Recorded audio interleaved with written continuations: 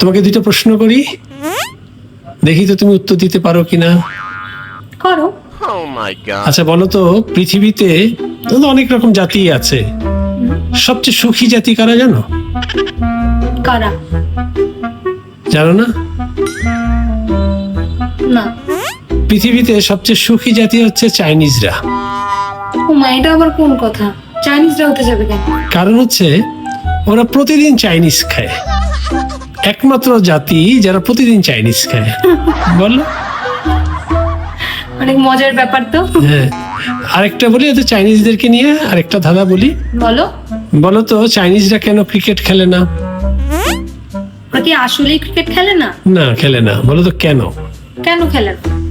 কারণ হচ্ছে ওরা দেখতে তো একই রকম, একজন আউট হওয়ার পরে সে যদি আবার ফিরে আসে কেউ বুঝতে পারবে না, এই জন্য ওরা ক্রিকেট খেলে না।